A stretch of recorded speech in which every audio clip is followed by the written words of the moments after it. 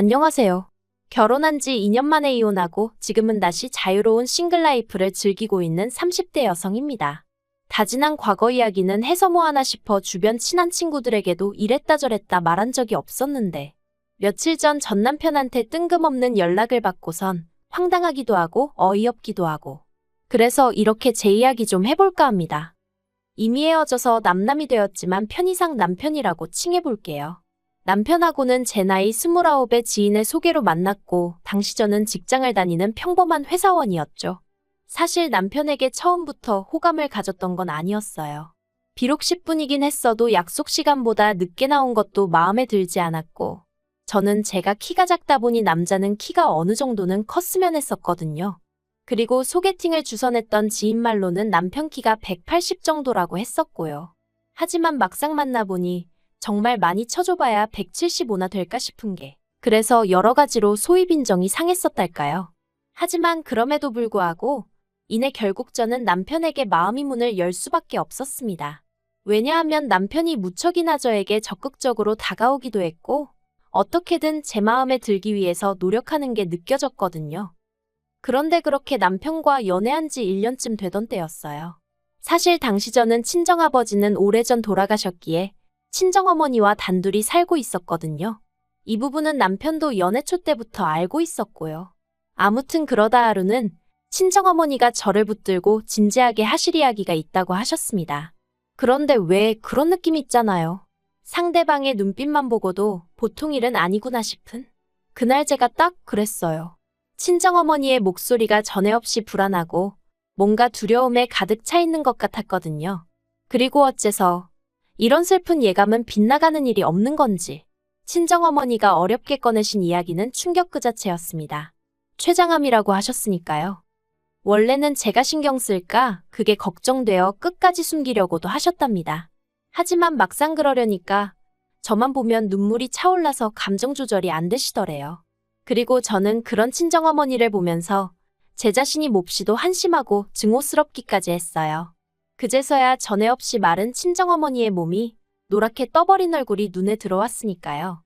그나마 핑계라고 하면 당시 반년 이상을 제가 회사 일로 친정어머니와 살던 고향집을 떠나 있었다는 거. 하지만 설령 남들이 저를 이해한다고 해도 제가 제 스스로를 용서할 수가 없었네요.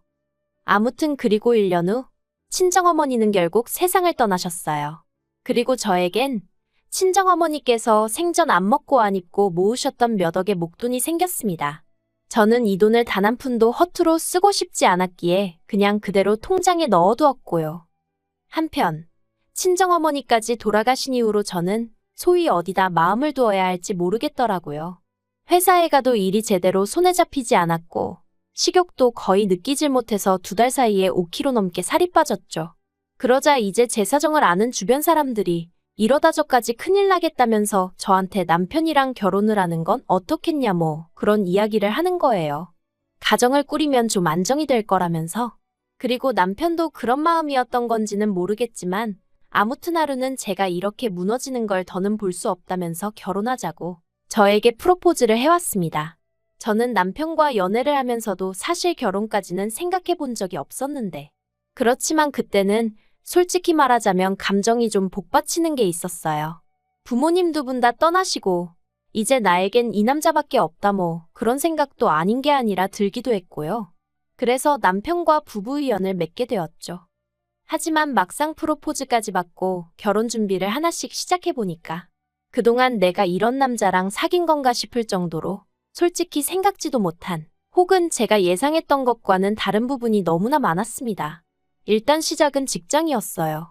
남편은 늘 입버릇처럼 말하기를 자기가 모기업에서 IT 개발자로 일하고 있다고 했는데 실은 개발자까지는 아니고 개발자들이 모여있는 사무실에서 그 사람들이 업무에만 집중할 수 있도록 잡일을 도와주는 그런 정도더라고요. 솔직히 알고 나선 어이가 없었어요. 하지만 남편은 제가 얼마나 자기한테 관심이 없었으면 그걸 착각하고 있었냐며 오히려 제 탓을 하대요. 자기는 예전에 분명히 개발자가 아니라 개발자 비슷한 그런 일을 한다고 몇 번이나 저한테 말했었다면서요. 그러면서 저더러 제가 대충 들어놓고 왜 갑자기 사람을 거짓말쟁이로 몰아가며 실망이네 어쩌네 하는데 당황스럽기도 하고 정말 내가 잘못 기억하고 있는 건가 싶은 게. 아무튼 그래도 이때는 그래 직함이 뭐가 중요한가 중요한 건 성실함과 사람됨됨이지. 생각하고 제 스스로를 납득시켰습니다. 한심하게 들리겠지만 솔직히 말하자면 남편에게 세뇌라도 된 건지 괜한 사람을 잡았나 싶은 생각에 미안한 마음까지 들더라니까요. 그런데 그게 다가 아니었습니다. 남편은 시부모님께서 제가 다른 건 다 마음에 드는데 고아라는 게 마음에 걸린다며 저희 결혼을 탐탁치 않아 하신다 뭐 그런 이야기를 전해왔는데 물론 친정아버지야 일찍이 돌아가셨지만 친정어머니는 제 나이 30이 넘어서야 돌아가셨는데 그것도 고아라고 하나 싶기도 하고 그래서 이때 저는 고민 끝에 남편에게 헤어지자고 했어요. 솔직히 정신적으로 이래저래 스트레스도 심했고 제가 달리 바꿀 수 없는 부분을 문제 삼아 결혼을 반대하신다 하니 뭘 어떻게 해야 할지 아예 방법을 모르겠었거든요. 그런데 남편이 저를 붙잡았습니다. 이렇게 쉽게 포기할 거냐면서 자기가 어떻게든 시부모님은 설득해보겠다대요. 그리고 대략 2주 정도의 시간이 흘러 만나게 된 남편의 표정은 무척이나 복잡해 보였습니다.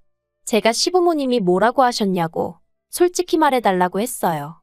도저히 나를 며느리로 받아들이고 싶지 않으시다 하시면 어쩌겠냐고 놔주겠다고 하면서요. 그러자 남편이 그건 아니랍니다. 시부모님께서는 그렇게 죽고 못 사는 사이면 어쩌겠냐면서 할 테면 하라고 하셨다나요. 하지만 덧붙이시기를 대신 금전적인 지원은 10원 하나 못 해준다고 그러시더래요.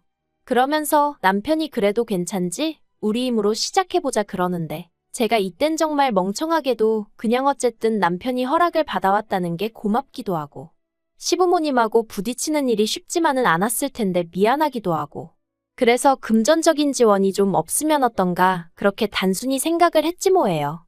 남편은 저에게 자기가 모아놓은 돈이 1억이 있다고 했고 그래서 그럼 그 1억에 제가 가진 돈 중 2억을 더해 작은 아파트 하나를 사면 되겠다고 생각을 했어요. 원래는 대출을 받으려고 했는데 남편이 하는 말이 돈이 아예 없으면 모를까. 그것도 아닌데 이자까지 내가면서 대출을 왜 받냐고. 하도 반대를 해서 그냥 제가 좀 더 보태는 걸로 얘기가 되었죠. 그리고 청첩장이 나온 이후론 남편하고 계속해서 눈품발품 팔아가며 부동산을 돌아다니기 시작했어요. 그런데 막상 마음에 드는 집을 발견해 계약을 하려니까 남편이 이 핑계 저 핑계를 대며 자꾸 돈을 안 보내주는 거예요.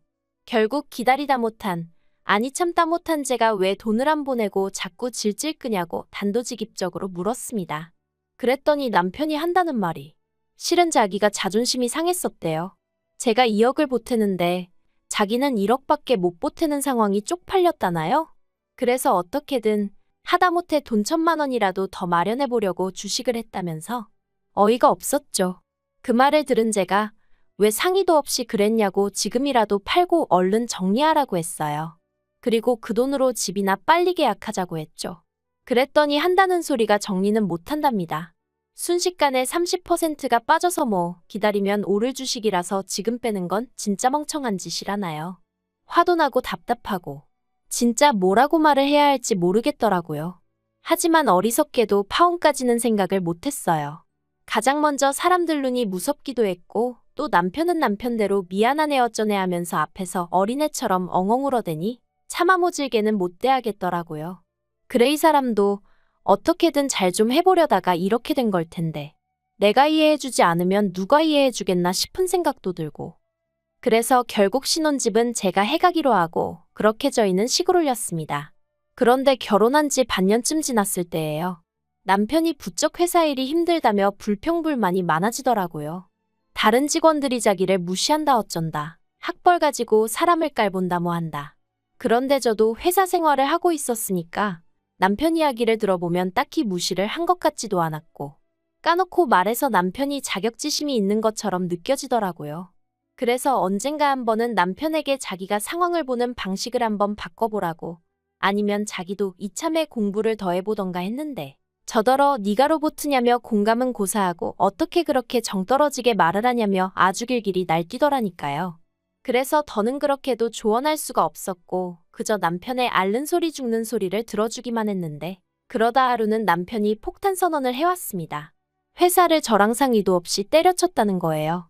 상사한테 찾아가 하소연을 했더니 저리 싫으면 중이 떠나라고 했다나요. 그리고 그 말을 들으니 상사마저 나를 무시하는구나. 내가 못 때려칠 것 같아서 저런 소리를 하나 싶은 게 울컥했다면서. 그래서 그냥 내 떠납니다 하고 나왔다고요. 어이가 없어서 제가 어떻게 그럴 수가 있냐고 했어요. 회사 생활을 기분 내키는 대로 하는 사람이 어딨냐고. 나라고 좋아서 다니겠냐고. 하지만 이미 벌어진 일을 어쩌나 싶어 더는 따지지도 않았습니다. 어차피 이렇게 된 거 이참에 공부를 하든 뭐라든 해서 이직이나 하라 했죠. 그리고 대신 집에 있는 동안 서툴러도 괜찮으니까 살림 좀 도와달라고. 그랬더니 알겠다대요. 하지만 살림은 고사하고 남편은 그 어떤 일도 하지 않고 하루하루를 보내기 시작했습니다. 남편은 제가 출근할 때까지도 일어나지 않았고 퇴근 후에 집에 오면 절 기다리는 건 설거지거리로 가득한 싱크대와 여기저기 던져져 있는 일거리뿐이었거든요. 게다가 남편이란 작자는 저에게 왔어라는 한마디도 하는 둥 마는 둥 하며 게임만 처하고 있을 뿐이었죠. 그래도 처음엔 모처럼 쉬는 거니 저럴 수도 있지 하고 생각했습니다. 그런데 그 기간이 2달을 넘어가니까 제 인내심도 점점 바닥이 나더라고요. 그래서 결국 남편더러 언제까지 이렇게 살 거냐고 물었더니 남편 하는 말이 가관이었습니다. 뭐가 문제냐는 거예요. 어이가 없어서 그럼 지금 이게 문제가 없어 하니까. 자기도 나름대로 주식도 하고 있고 당장 벌이가 없어서 그렇지 하나만 터지면 어쩌고 그러는데 기가 차서 말도 안 나오더라니까요. 그런데 그때 남편이 꺼낸 말이 더 어이가 없었습니다. 뜬금없이 아파트를 공동명의로 해달라는 거예요. 어이가 없어서 내가 왜 그래야 하냐니까. 이 집에 자기 건 하나도 없지 않냐면서. 그러니까 회사에서 느꼈던 소외감이 집에서도 느껴진다나 어쩐다나요. 그러면서 계속해서 공동명의 타령을 해대는데 정말 황당해서 기가 막히더라고요. 이 아파트를 누가 무슨 돈으로 산 건지 자기도 뻔히 알면서 어떻게 저렇게 아무렇지도 않다는 듯 공동명의 타령을 하나 싶은 게. 그래서 제가 양심도 없냐고 한마디 했어요. 탐낼 걸 탐내야지 공동명의라니 가당치도 않다 했죠. 그리고 그때부터 저는 저대로 남편은 남편대로 감정이 격해졌습니다. 남편은 제가 자기를 무시했다며 저나 회사 사람들이나 다르게 하나 없다며 분노했고 저는 남편이 말도 안 되는 억지를 쓰는 게 용납이 안 됐어요. 평소처럼 어르고 달랠 수도 있었겠지만 돌이켜 생각해보면 그날은 저도 컨디션도 별로였고 뭐랄까 모든 게 타이밍이 안 좋았던 거겠죠. 평소처럼 져주기도 싫었고 그냥 넘어갈 수가 없었습니다. 그래서 저도 한치도 물러서지 않았는데 그때였어요. 벼랑간 눈앞이 번쩍하더니 제가 쓰러졌습니다. 남편이 제 뺨을 때렸거든요. 처음엔 순간 상황 판단이 안 됐어요. 뺨은 얼얼하지 귀는 멍하지. 태어나서 처음 겪어봤기에 황당하고 어리둥절한 마음도 있었죠. 그런데 눈앞에 씩씩거리는 남편을 보니까 아, 내가 맞은 거구나 싶은 게 그제서야 뺨은 욱신거리고 눈에서는 눈물이 쏟아졌습니다. 제가 남편더러 미쳤냐고 소리를 질렀어요. 그랬더니 남편이 네가 먼저 열받게 했잖아 하는데 전형적인 찌질남이 내 남편이구나 하는 생각이 퍼뜩 들더라니까요. 그리고 그제서야 결혼할 때부터 거짓말한 거, 돈 문제로 사람 속인 거, 시부모님이 어째서인지 매번 저한테 미안하다 하신 거, 말이 나와서 말이지만 그렇게 저를 반대하셨다는 남편 말과 달리 시부모님은 늘 저를 보면 안쓰러워하시고 미안해하셨어요. 그래서 그땐 반대하셨던 게 마음에 걸리셔서 저러시나 보다 생각했는데 돌이켜 생각해보니까 시부모님은 어쨌든 당신들 아들이 개차반인 걸 알고 계셨던 게 아닌가 싶기도 하고 아무튼 회사를 때려친 이후로는 저한테 기생하며 카드값을 내달라고 하는 것도 부족해서 집 공동명의까지 탐내다니 내가 왜 이런 인간에게 당하면서 살아야 하나 싶대요. 그래서 지금 나 때렸냐고 고맙다고 그랬어요. 이한대로 우리 결혼 생활은 여기서 끝났다 생각하라고 했죠. 그리고는 핸드폰 챙겨서 바로 화장실로 도망쳤고 덜덜 떨리는 손으로 경찰을 불렀습니다. 이후로는 뭐 남편이 동네가 떠나가라 악을 써댔지만 결국 제 집에서 나가게 되었죠. 그리고 그 일이 있고 며칠 뒤 남편에게 연락이 왔습니다. 자기가 반성 많이 했다면서 마지막으로 한 번 만나서 얘기 좀 하자 하던데 설마 했지만 결론부터 말하자면 역시나였어요. 남편이 기껏 한다는 소리가 부모님도 다 돌아가신 마당에 제가 이혼까지 하면 사람들이 저를 얼마나 깔볼지 저더러 모르겠냐 했거든요. 네 팔자가 세니 어쩌니 그러면서 사람들이 쑥덕거릴 텐데 너 괜찮겠어? 회사에는 뭐라고 얘기할 건데 그러는데 이 사람 정말 비열하구나 싶은 게 치가 떨리면서 사귈 땐 왜 몰랐을까 하는 후회뿐이었죠. 아무튼 카페에서 만나 그런 이야기를 나누고 있었는데 전 도저히 그런 남편을 용서할 수가 없었고 그래서 마시고 있던 과일 주스를 그대로 남편 얼굴에 끼얹어 버렸습니다. 그랬더니 딸기니 뭐니 안에 들어있던 과일 찌꺼기가 그 사람 머리와 안경에 들러붙어 있는데 그 꼴이 우습긴 하대요. 사실 마음 같아선 저도 그 사람 귀싸대기 한 대 시원하게 갈겨주고 싶었죠. 하지만 그러면 이혼할 때 저한테 불리한 일이 있을 것도 같아서 그렇게는 못했어요. 한편 주스 세례까지 받고 악에 바친 남편이 저에게 욕을 퍼부어댔고 결국 카페 사장님이 경찰을 부르고 나서야 저는 남편에게서 벗어날 수 있었습니다. 그렇게 서로 밑바닥까지 다 보여주고 나니 이혼은 오히려 쉽게 했어요. 결혼 생활이 짧아서 위자료 같은 건 못 받았고 그나마 위로가 되었던 건 그 과정에서 남편 재산을 알게 되었는데 주식에 넣었다던 1억은 2천도 안 남아있더라는 거죠. 어머님 아버님은 당신들이 다 뜯어 고쳐놓겠다며 지금이라도 다시 생각해보면 안 되겠냐 저를 설득하려 드셨지만 오히려 그런 어머님 아버님이 더 얄미웠어요. 당신들 아들이 그 모양인 거 뻔히 알면서 또 나한테 떠넘기려고 하시나 싶은 게 그래서 그나마 좀 찜찜한 마음이 있었는데 다 털어버릴 수 있었죠. 그런데 황당하게도 제가 이렇게 글을 쓰게 된 이유이기도 하고요. 엊그제 남편한테 연락이 왔더라고요. 자기가 정말 반성 많이 했다면서 한 번만 기회를 달랍니다. 새 출발하고 싶다면서 그리고 저에게 무슨 든든한 버팀목이 되어주겠다나요? 혼자는 힘들지 않냐면서 이번엔 아이까지 낳고 정말 완벽한 가정을 꾸려보자 이러는데 소름이 끼치더라고요. 그래서 오늘 오전 핸드폰 번호도 바꾸고 집도 내놨어요. 당분간 회사 때문에 어디 멀리 가지는 못하겠지만 제가 죄를 지은 것도 아닌데 숨어 지내야 하나 싶은 심정이네요. 요새 제정신 아닌 사람들 많으니까 조심하는 것도 나쁘지 않겠다 싶어서요. 서글프지만 제 인생 돌아가신 부모님만큼이나 관심 가져줄 사람은 없다고 생각하고 그러니 더 독하게 마음 먹고 살아가렵니다.